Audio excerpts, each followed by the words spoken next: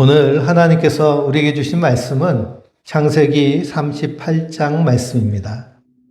1절부터 30절까지의 말씀인데요. 우리 23절부터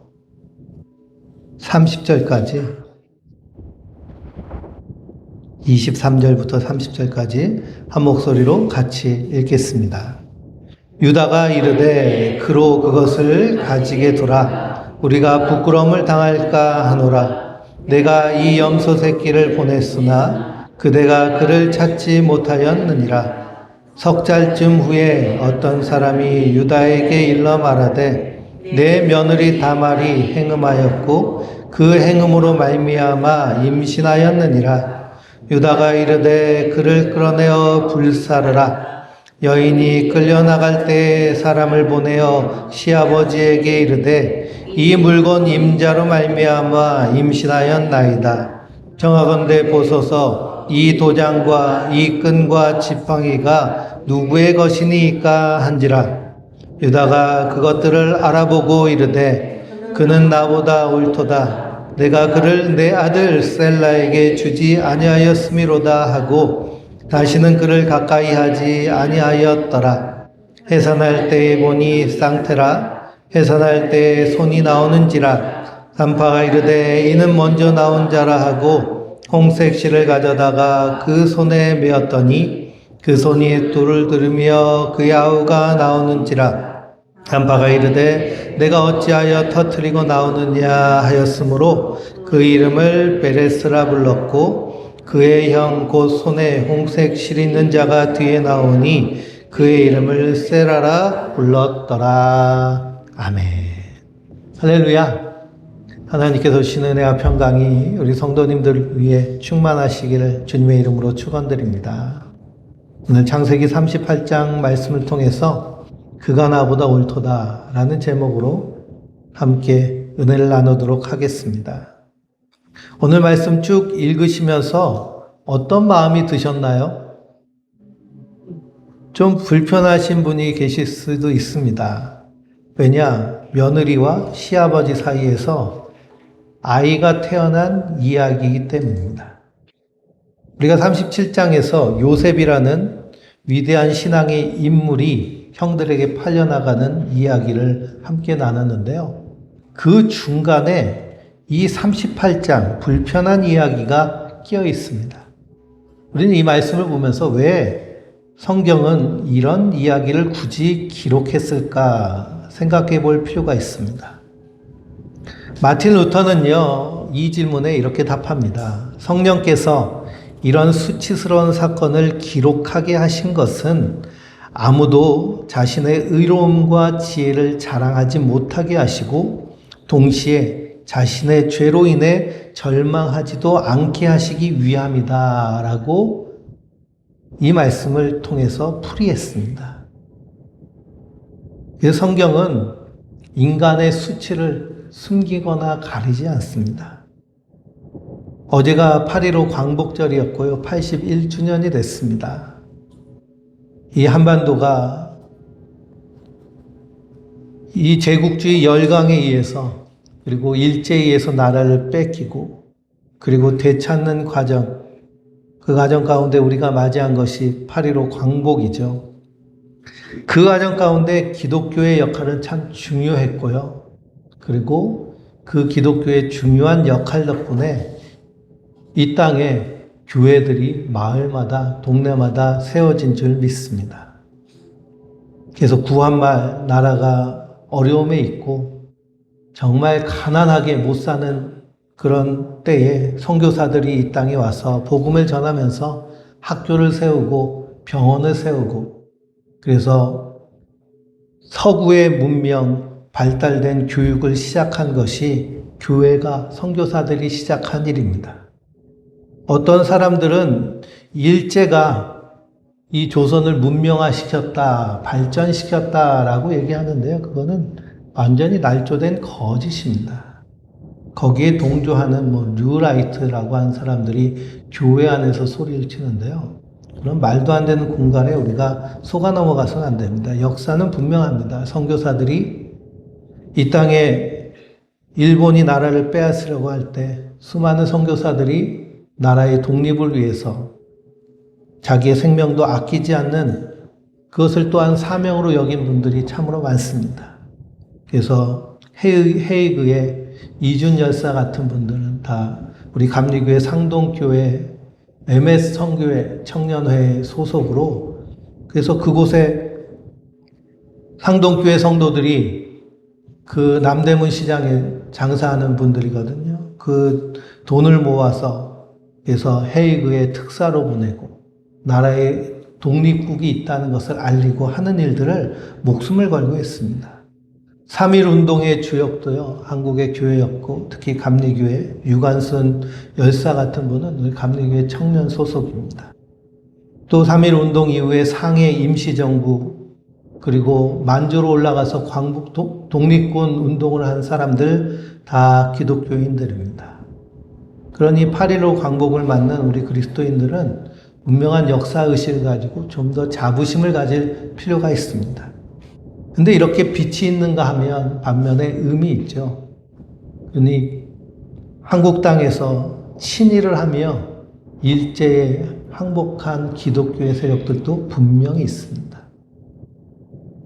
근데 우리가 그것을 잘 분별해야겠죠. 그래서 수치스러운 역사에 대해서도 우리가 부끄러워하는 것이 아니라 그것을 잘 알아서, 그래서 분별해야 될 줄 믿습니다. 그래서 성경은 부끄러운 이야기를 숨기지 않습니다.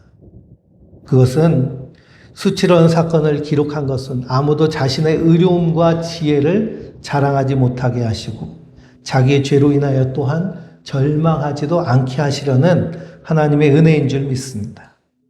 오늘 우리 창세기 38장에 등장하는 새 인물을 우리가 함께 생각하면서 하나님은 어떻게 일하시고 계신가를 보려고 합니다. 새 인물은요, 오난과 유다와 다말입니다. 이 새 인물 안에 있는 마음은 우리 모두의 마음 속에 있는 세 가지의 모습입니다. 오난은 자기를 보호하려는 마음, 유다는 두려움에 사로잡혀 합리화하는 마음, 그리고 다말은 목숨을 걸고 옳은 것을 붙드는 마음입니다. 우리가 이 이야기를 지금의 도덕적 사고, 지금의 윤리적 사고를 가지고 말씀을 보면 제대로 볼 수 없습니다. 그러니 4,000년 전에 고대 근동의 윤리관, 그리고 그때의 상황, 그때의 현실을 우리가 생각하면서 이 말씀을 봐야 될 줄 믿습니다.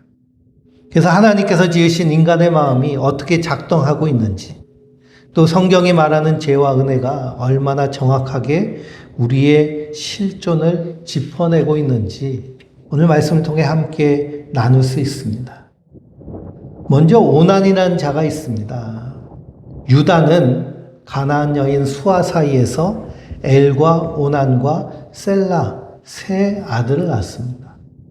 유다 하면 생각나는 것이 뭘까요? 우리는 이스라엘을 유태인이라고 하죠. 지금 남아있는 유태인이라는 것은 유다 지파만 남은 것입니다. 예수님은 어느 지파로 오셨을까요? 유다 지파로 오셨습니다. 그래서 유다의 사자라는 표현이 야곱이 그 아들 유다를 축복하면서 나온 표현이고요. 요한계시록에서 그리스도를 표현할 때도 유다의 사자라는 표현을 씁니다. 유다를 통해서, 그 혈통을 통해서 다윗이 나오고 그리스도가 나오신 거예요. 근데 이 유다는 엘과 오난과 셀라 세 아들을 낳습니다.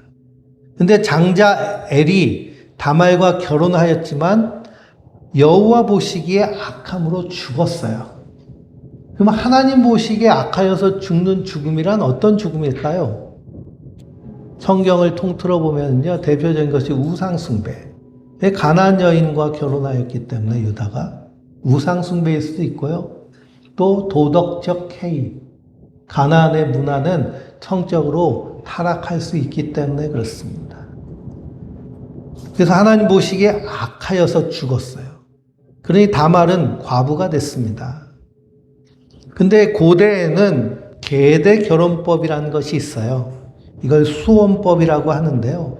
가문의 혈통을 보존하고 과부의 생계를 보호하는 사회적 약자를 돌보는 그러한 법적인 수단 중에 하나입니다. 그러니까 지금은 우리가 이해가 안 되죠. 형이 자식을 낳지 못하고 죽었는데 그 동생이 형수와 합방을 해가지고 아이를 낳아서 대의를 잇게 해준다는 건 지금의 윤리 도덕적으로는 상상도 할 수 없는 일입니다.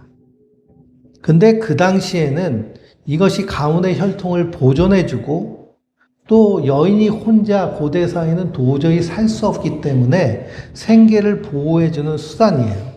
그래서 신명기 25장에는 이것을 법제화시켰습니다. 율법에 나와 있어요. 그러니 형제의 아내 맞이하기를 즐겨하지 아니하면 그의 형제의 집을 세우기를 즐거이하지 아니하는 자다. 그러니 공동체 앞에서 신을 벗기고 침뱉음을 당해야 된다라는 율법이 주어졌습니다. 그래서 룻기를 읽어보면요. 룻기 4장에 보아스가 더 가까운 친족이 나오미의 기업물을 자리에 사양하는 것을 보고 똑같이 신을 벗기고 친을 뱉고 보아스가 룻과 함께 결혼을 하여서 그래서 그 대를 잇습니다. 근데 오나는 어떻게 했을까요? 15절에 보니 그 씨가 자기 것이 되지 않는 것을 알고 그리고 대를 잇게 하는 일을 거부합니다. 그러니 여기에서 핵심은 뭐냐 하면 자기 것이 되지 않는 희생을 감당하기 싫어하는 거예요. 이것이 하나님 보시기에 악하다고 성경은 기록되고 있습니다. 자신의 수고, 자신의 자원이 자기가 아닌 형의 이름에 세우는 데 쓰이는데 희생 감당하기를 싫어하는 마음. 그래서 우린 손실 회피 이론에 대해서 들어보셨죠? 제가 여러 번 말씀드렸는데요. 인간은 이득을 보는 것보다 잃어버리는 것에 심리적으로 2배 더 이상 크게 고통을 느낍니다. 그러니 오난이 형수를 통해서 아이를 낳게 해주는 것을 무엇으로 생각한 거예요? 자기에게는 손해라고 생각한 거예요. 인간은 이 손실 회피 때문에 물건도 잘 못 버립니다. 근데 정리하는 심리학이 있어요. 정리 심리학. 정리 심리학을 보면 그 물건과 짐으로 가득 쌓여 있는 집들 있죠. 그지? 어떤 집에 가면 물건하고 짐이 꽉꽉 차 있어요. 근데 심리학자들 연구했더니 주로 어떤 집들이 그렇게 많이 쌓여 있을까요? 가난한 집이 그렇게 많이 쌓여 있대요. 왜 그러냐 하면 이 손실 회피 때문에 그렇습니다. 버리면 더 손해보는 것 같은, 이건 꼭 필요한 것 같은 그런 강박이 자리 잡혀 있어요. 그러니까 부자 되고 싶으시죠? 그럼 어떻게 해야 돼요? 계속 버리세요. 필요 없는 거는, 쓸모없는 거는, 쓰다 낡은 거는 계속 버리는 겁니다. 이 손실 회피가 있는데 오난이 그랬어요. 그게 죄의 본질은 자기를 지키기 위해 계산하는 거예요. 그냥 계산이 막 돌아가요. 형의 이름과 하나님의 언약을 세우는 일보다 자기 이익을 계산하는데 바쁩니다. 우리도 계산하기 바쁘잖아요. 그렇죠? 그래서 내가 드리는 헌신이 내 이름으로 남지 않을 것 같을 때 헌신의 자리를 피하기도 합니다. 내가 세워주는 사람이 나보다 빛날 것 같을 때 시기 질투가 일어나죠. 우리 안에서도 오난의 마음이 움직입니다. 성경은 분명히 말해요. 여호와 보시기에 악하도다. 희생해야 될 자리에 희생하지 않는 모습이 오난의 모습입니다. 두 번째는 시아버지 유다예요. 그러니 형 엘이 죽어서 동생을 줬는데 동생이 이렇게 희생하지 않다 하나님은 악하다고 하셔서 죽이셨습니다. 그랬더니 유다의 마음, 아버지의 마음은 어떤 마음이 들었을까요? 두려움과 공포가 임했어요. 오난이 죽자마자 이 아이도, 그러니까 셋째 아들이죠. 어린 셋째 막내가 형들같이 죽을까 하고서는 며느리를 친정으로 돌려보냅니다. 그리고 막내 아들 셀라가 장성하면 그러면 이렇게 해줄게. 근데 성경은 정직하게 기록하죠. 11절에 그는 셀라도 그 형들 같이 죽을까 하여 주지 아니하였더라. 애초에 줄 마음이 없었던 거예요. 이건 매우 인간적인 반응이기도 합니다. 그래서 우리 뇌 안에서 공포 회로가 작동하면요, 편도체가 극심하게 활성화되면서 그러면서 우리가 자동적 사고를 하게 됩니다. 손쉬운 사고를 하게 돼요. 그러니 두 아들이 죽은 이 공포에 대해서도 원인 분석을 하는데요. 합리적인 원인을 찾아내기보다는 손쉬운 원인 하나를 찾아서 거기에 책임을 전가합니다. 그럼 두 아들이 죽은 이유는 뭐예요? 성경에 하나님 보시기에 악하게 행하였기 때문입니다. 근데 유다는 어떤 결론을 내렸을까요? 며느리가 아들을 잡아먹는다라는 결론을 내립니다. 우리도 우리 인생에 어려움이 닥칠 때 이런 생각들 안 해보셨나요?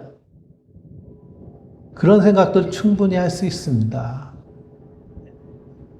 그래서 아들이 결혼을 했는데 시아버지가 갑자기 아프기 시작하면 며느리가 잘못 들어와가지고 우리 집에 병마가 임했나 보다 이런 생각하잖아요. 그렇죠? 이게 공포를 합리화하는 공포회로 작동할 때, 편도체적 사고를 할 때, 시스템 완사고를 할 때 이렇게 됩니다.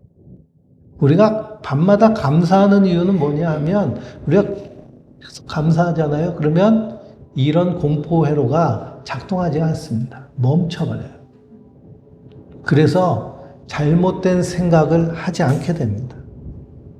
이렇게 공포가 원인이 되니까요, 손쉬운 대상을 찾는 거예요. 만만한 상대를 한마디로 찾는 거죠. 그래서 그 만만한 상대를 감정의 쓰레기통으로 삼든지 안 그러면 비난과 혐오의 대상으로 삼습니다. 그냥 한국 교회에서 가장 혐오하는 혐오의 대상이 뭘까요? 우리가 흔하게 한국 교회에서 혐오하는 혐오의 대상? 예? 이단도 혐오하는데요. 또 뭐도 혐오할까요? 예? 동성애도 혐오하잖아요. 근데 다 어때요? 보면 만만하고 손쉬운 대상입니다. 내 안에 있는 탐욕, 내 안에 있는 욕심, 내 안에 있는 음욕, 이런 것들보다 혐오하고 하기가 훨씬 쉬운 거예요. 그 공포 회로가 작동하면 그렇습니다. 그래서 유다는 아들의 죽음의 원인을 자기 자신들의 악함으로 보는 것이 아니라 다말이라는 며느리에게 돌리죠. 이것을 기본적 귀인 오류라고 심리학자들은 얘기하거든요. 그래서 실제로는 엘과 오난이 여호와 보시기에 악함으로 죽은 것인데 유다의 마음속에는 아들을 잡아먹는 며느리가 돼버린 거예요. 이게 두려움이 만드는 합리화의 무서움입니다. 그러니 두려움은 진실을 보게 하지 않고 진실을 피할 구실을 정교하게 만들어내요. 우리 주변에 이러한 정교한 작업들이 참 많이 일어나고 있습니다. 그러니까 우리가 아무 근거 없이 적대감을 갖거나 혐오감을 갖게 하는 것들은 항상 의심해 볼 필요가 있고 합리적 사고를 해야 됩니다. 유다는 거짓말한 건 아니죠. 그는 자기 자신 속에 있는 자기도 속을 만큼 그럴싸한 이야기를 만듭니다. 그게 죄의 가장 교묘한 형태예요. 욥기를 읽어보면 욥이 고난당할 때 친구들이 와가지고요, 욥의 죄를 너 왜 이렇게 고난당하는지를 원인을 분석하기 시작합니다. 들어보면 어때요? 다 그럴듯해요. 야, 너 하나님한테 죄진 거 있지 않냐? 너 하나님한테 뭔가 좀 숨기는 거 있지 않냐? 그렇지 않고서는 하나님 널 이렇게 치시겠냐? 네 자녀들 봐. 네 자녀들이 하루아침에 깔려 죽은 거 뭔가 죄가 있기 때문이야. 그래 나 같으면 하나님 앞에 바짝 엎드려가지고 회개하고 금식하고 죄를 뒤집어 쓰고 하나님과의 관계를 먼저 회복해야지. 우리가 어려움 당할 때 흔히 들어보는 얘기죠. 그렇죠? 그는 이렇게 정교하게 합리성을 만들려고 한 것이 인간의 모습입니다. 유다가 그랬어요. 그러면서 자기조차도 이 정당한 회피를 합니다. 그러니까 이 사실을 직면하려고 하지 않아요.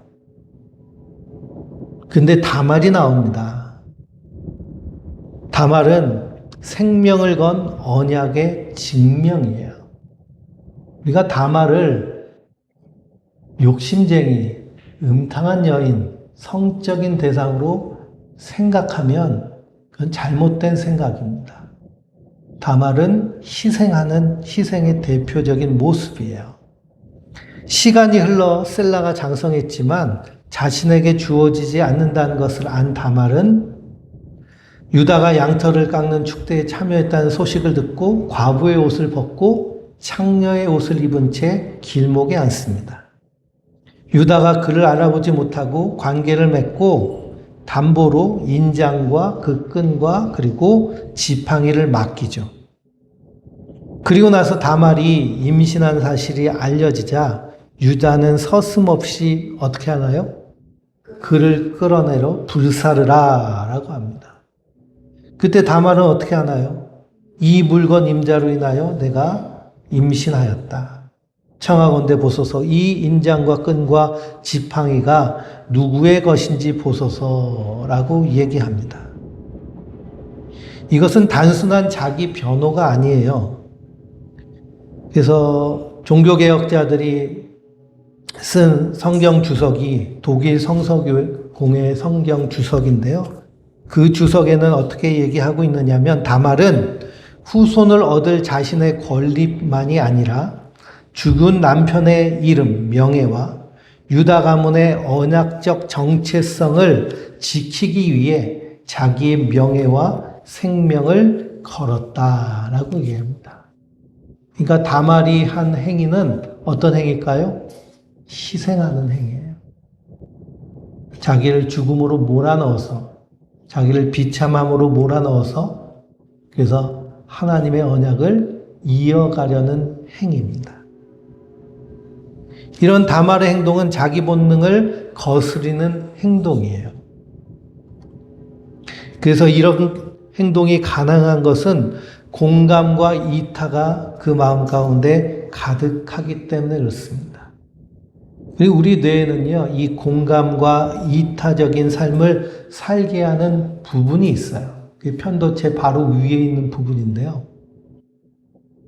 어떤 사람은 편도체가 활성화된 사람이 있고 어떤 사람은 이 중뇌 변형계가 활성화되어 있는 사람이 있습니다. 그러면 어떻게 우리가 구별할 수 있을까요? 그 삶을 보면 구별할 수 있습니다. 자기만을 위해서 살고 두려움과 공포가 많은 삶을 살면 편도체가 활성화된 사람이에요. 근데 섬기고 이타적이고 나눠주고 베풀고 헌신하는 자리에 있기를 좋아하는 삶은 바로 이 중뇌 변형계 세포들이 뇌가 발달한 사람이죠. 그래서 이것을 비교해 보면요. 이 세 사람을 비교해 보면 창세기 38장에 마음 매트릭스라고 이렇게 써놨잖아요. 매트릭스는 바탕, 환경. 예수님은 마음을 밭으로 비교하셨죠. 길과 같은 밭, 돌짝밭, 가시덤불밭, 그리고 옥토로 비교하셨습니다. 그래서 오난의 표면적인 행동은 마땅한 희생을 거부하는, 심리적으로는 손실을 회피하려고 하는, 영적인 상태는 안전한 자리에서 이기적인 계산을 하는, 그러니 신앙의 삶과는 거리가 먼 삶입니다. 유다는 어떤가요? 책임 전가와 자기 합리화, 그리고 심리적으로는 공포 회로가 그냥 번쩍번쩍 빛나서 기본적으로 쉬운 대상에게 책임 전가를 하고, 그리고 두려움에 갇힌 자기 기만에 빠져 있습니다. 근데 다말은 목숨을 건 위험한 자원을, 공간과 이탈을 가지고 자기를 넘어서는 언약적 헌신을 해요.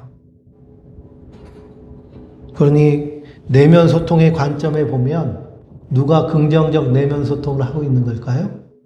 다말이 하고 있는 거예요. 용서와 연민과 사랑, 수용, 감사, 존중이 다말의 삶 가운데 이루어지고 있습니다.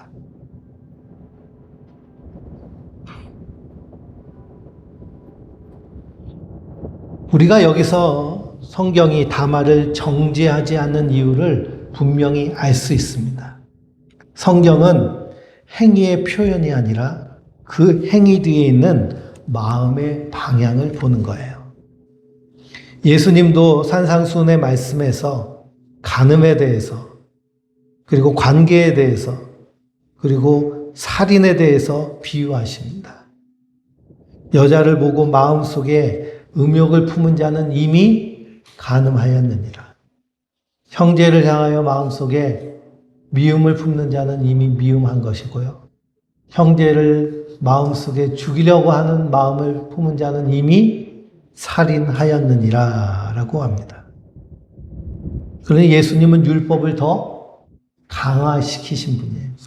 표면적 행위가 아니라 그 마음밭까지도 우리에게 중요하다는 걸 알려주십니다.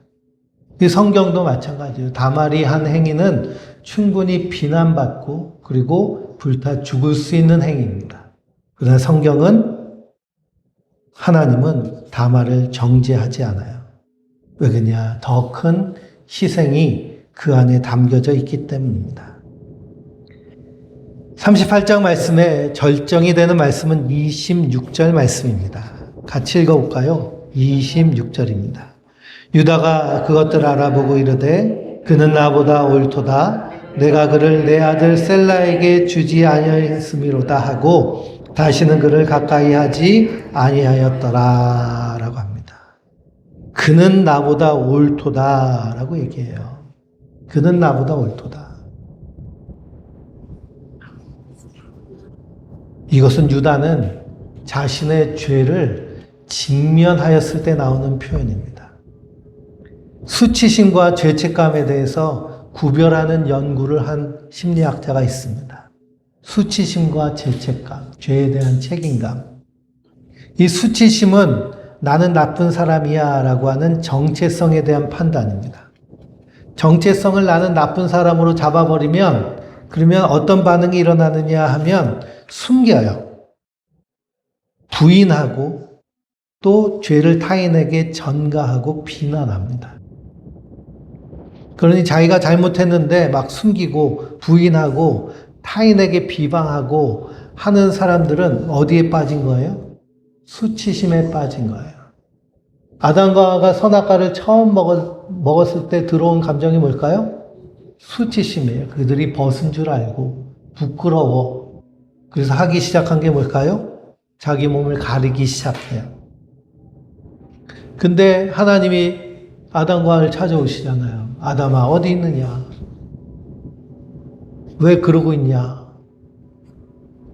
그랬더니 아담은 자기의 잘못을 하와에게 전가하고 하와는 또 뱀에게 전가를 합니다. 당신이 내게 준 여자가 나로 범죄케 했습니다. 누구 탓이라는 거예요? 하나님 탓이라는 거예요. 이게 수치심입니다. 반면에 죄책감은 내가 나쁜 행동을 했다라고 하는 행위에 대한 판단입니다. 내가 나쁜 행동을 했으니까 어떻게 하면 돼요? 예? 고치면 되죠. 그래서 내가 잘못했어. 고백하고 사과하고 관계 회복으로 이어지는 경향이 강합니다. 유다가 다말을 불태우라 명령했을 때는 수치심의 논리 안에 있었습니다. 그래서 자기의 잘못을 며느리에게 전가하며 자기의 정체성을 지키려고 하는 거예요. 그런데 인장과 지팡이가 자기 것임을 확인하는 순간 유다의 그 논리는 깨지죠. 그리고서는 다말을 정죄하는 대신 자기 자신을 정죄합니다. 그는 나보다 옳도다. 그러니 우리가 이 땅에서 때로는 잘못된 일을 행할 수 있습니다. 근데 그것이 수치심으로 우리 안에 넘어오면 우리는 그것을 숨기려 하고 부인하려고 하고 타인에게 전가하려고 하고 비난하려고 합니다. 근데 그 죄의 책임을 분명히 인식하면 회복의 길로 돌아설 수 있습니다. 그래서 우리가 회복의 길로 갈 수 있기 위해 필요한 것은 무엇일까요? 나의 잘못이나 상처를 언어로 정직하게 표현하는 행위, 고백이 필요하다는 거예요. 근데 놀랍게도 자기의 잘못을 솔직하게 직면하고 고백할 때 우리 몸에서는 스트레스 호르몬의 수치가 낮아지고 몸이 편안하게 이완되고 긴장된 것이 풀리면서 그러면서 회복이 일어난다고 그럽니다. 그러니까 그냥 잘못한 거 그냥 평생 꽁꽁 숨기고 사는 사람은 나만 알고 있어 라고 하면서 숨기는 것 같지만 어떤 상태에 있다는 거예요? 스트레스 상태에 있다는 거예요. 그것이 계속 나를 힘들게 하고 에너지를 쓰게 하고 그래서 결국 나는 그것으로 인해서 더 빨리 늙어가고 더 빨리 죽어가고 더 빨리 심리적으로 생리적으로 부담감을 가지고 살게 된다는 겁니다.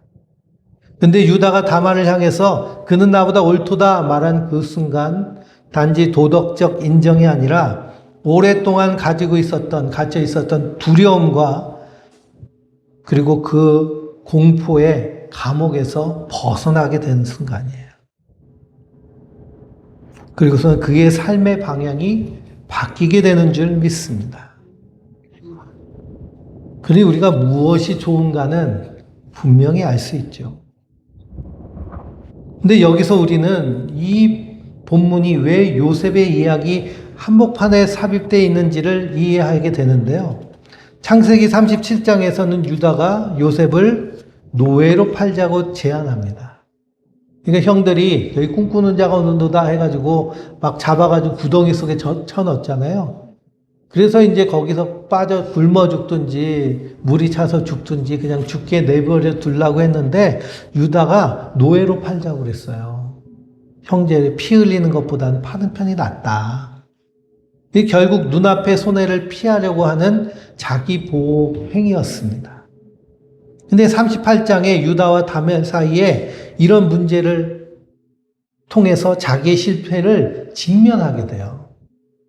그 훗날 창세기 44장을 보면 이제 곡식이 떨어져서 애굽에 내려가서 곡식을 얻으러 가는데 거기에 요셉이 있죠. 총리인 요셉. 못 알아봅니다. 근데 거기서 이 요셉이 베냐민을 잡아들라고 그리고서는 그 곡식 그릇 가운데 자기의 금잔을 집어넣고 이렇게 작전을 써요. 그랬더니 이 유다가 베냐민을 대신해서 자기가 잡혀 있겠다고, 내가 종이 되겠다고 자원을 합니다. 형제를 팔아넘겼던 사람이 형제를 대신하여 자기가 희생하는 희생의 자리로 내려간 거예요.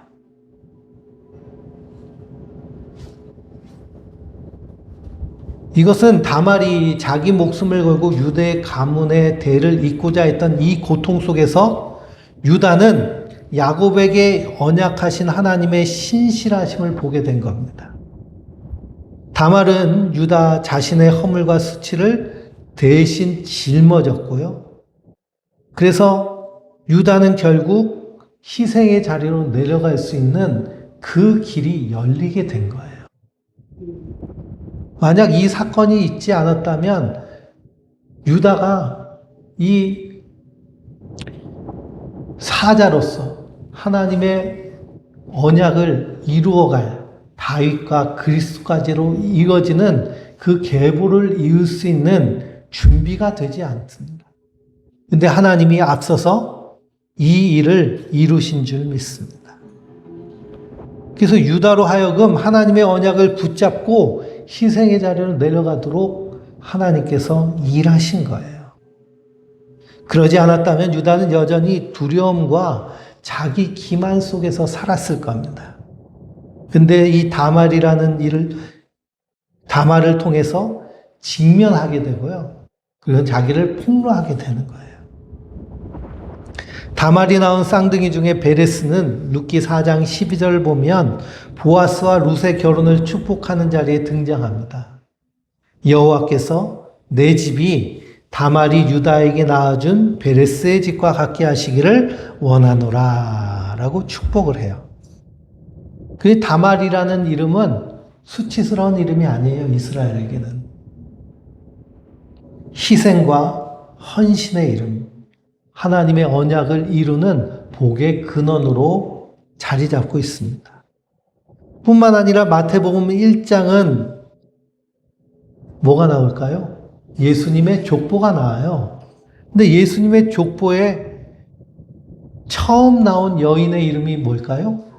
다말이에요.